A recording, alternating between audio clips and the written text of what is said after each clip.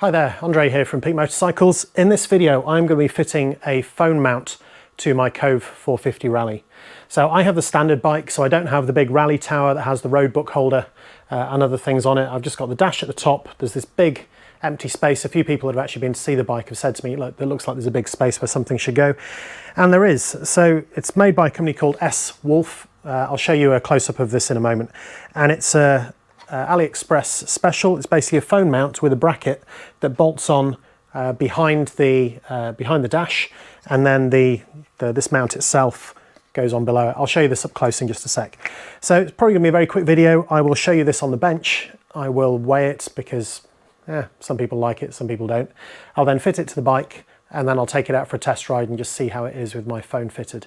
What I'm not going to do in this video is actually wire it in. There is already a USB socket on the bike, which I'll show you when it goes on. It does have its own USB socket on the brackets, which I'll show you. But what I'm going to do is at some point in the future, I'm going to actually put a thing called a Thunderbox on this bike. So this is essentially a sort of a smart distribution block for the bike, so you can wire lots of things into it. I'm probably going to put heated grips on it. I suspect I'll put wiring for a road book holder as well, if I can find somewhere to put it.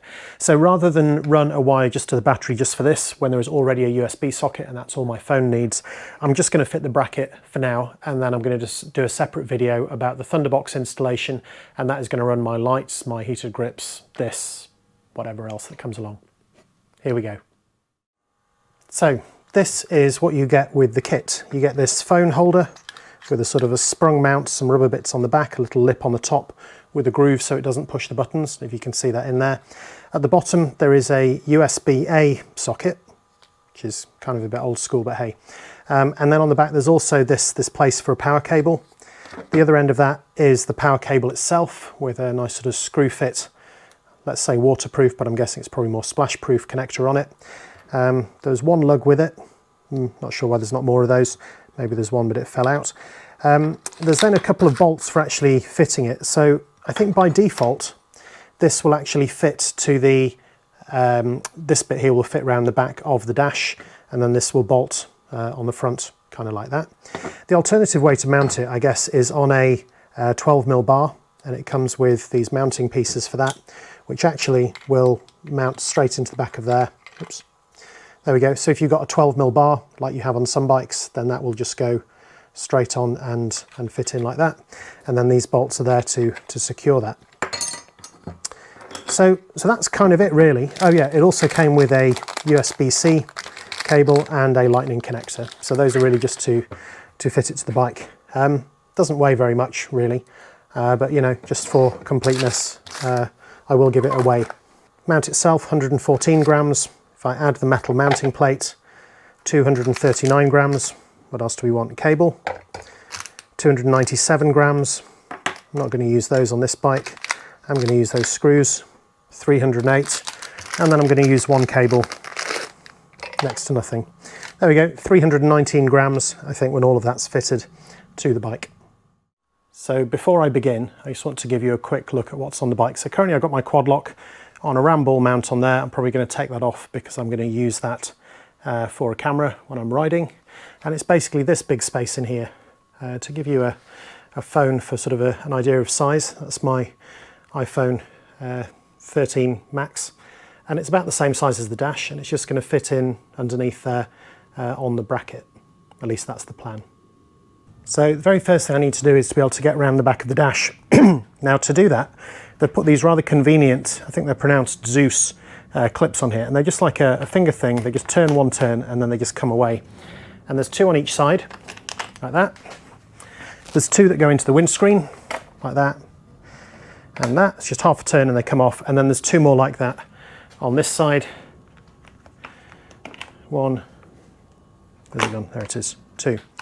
So to get the fairing off, now if you've got the Rally version, it doesn't have turn signals and it just pulls off from there. Now on this, they haven't actually put quick release connectors on, but it's basically two little lugs on the side. So I'm just going to lift that up. There we go, that's one out. And then on this side, same again. And then there's two pins on rubber mounts that go into the top of the screen just up here. So I'm just going to ease that up. Now I don't need to take it off all the way because the wiring's in there, but honestly just doing that actually gets it away from the bike enough that I can access the back of the dash. So I think the first thing I need to do is just undo, there's 4 screws in the back of here to take that off. I appreciate you are looking up through the windscreen, so it's probably quite hard to see, but the screws are there and there. Get rid of that cobweb. And just to show you the plate they go onto, so that's kind of the shape, goes that way around, that it needs to be. So that basically matches up with all of the holes that are in there. I shall really try not to drop these when they come out. There we go, there's one. And that's just a big sort of panhead screw with a washer. So there's altogether, there are 4 of these to come out. Yeah, I can see the dash is now coming loose. Here's the second one.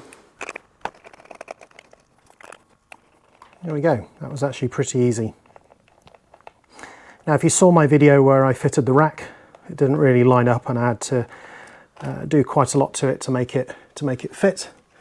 I am kind of hoping that this will not be the same experience. I'm just going to give you a look behind the dash. So that's the dash that's come away now, those screws have come out. So it's just really that connector that needs to come off. And then once that connector is off, that then matches up with a hole in this bracket. So I'm just going to put that over the top, put the screws back in, and I think I'm done. That is on a rubber boot. There we go. There we go. So the dash actually comes away pretty easily once that's off. So as I mentioned, this plate basically goes just over the top of that way up, and now we just need to bolt it back on again. So to do that, I'm just going to fit the dash connector again, push that until it clicks, and then the rubber boot that goes over the top of that. Again, there is like a little sort of gasket around the edge that just has to fit in around the back of the dash. And then that is pretty much it, in theory. So now we just need to get these screws back into the holes.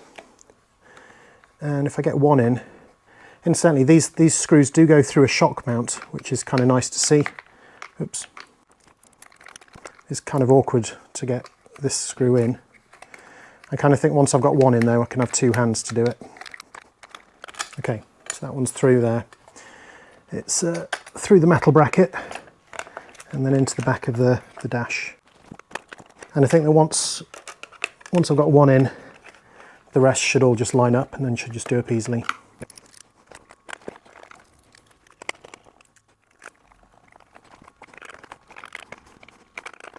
So that's really it for the back end. Before I show you around the front side, I'm just going to refit the front bodywork just to show you how easy that is again. So it's these two in the front that go over the top of the screen. They just go on like that. There's the side bits that just need to fit into the little slots. There we go. These do up with quite a satisfying click when you do them up. There we go. Okay, so that is all the bodywork refitted. It's as easy as that. So I'm just going to take my quad lock off. And the last thing to do really is just to fit that onto here. So I do see there's a couple little rubber bungs in there. I wondered if they should push up against something. So I think that does actually just go on there. And this is just a 5mm hex. Let's put that in. Actually what I might do is just put a bit of thread lock on these bolts. I'm guessing there might be some vibration up here. Do the same with the upper one.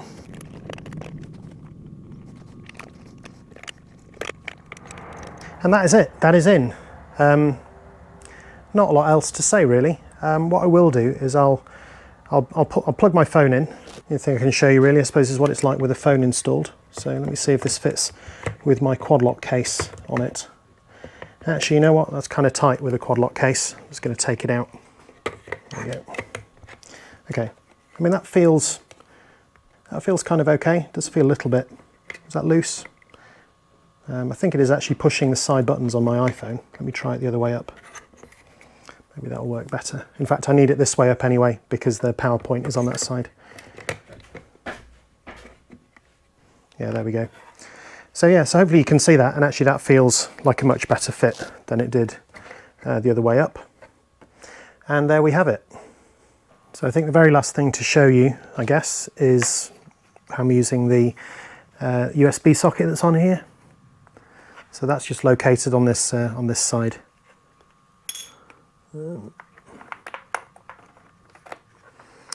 pop that in. So bear in mind, this is using this instead of the supplied one. So there is a supplied one which would use the USB socket underneath, but I'm just going to do it like that, and hopefully when I turn the bike on, I get power to my phone. Maybe I have to start it up.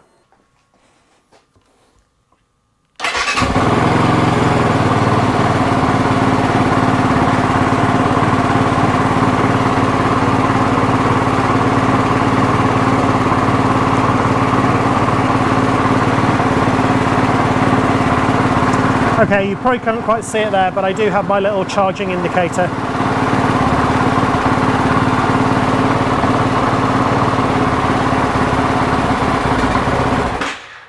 Now the only problem I do see with this is where that button is located, and that it's kind of slightly obscured. Now I suppose I could flip the phone around the other way so it's down at the bottom there, which, let me just quickly try that to see if it works.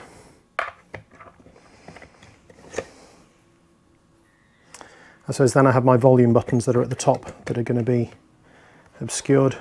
Does that cable reach?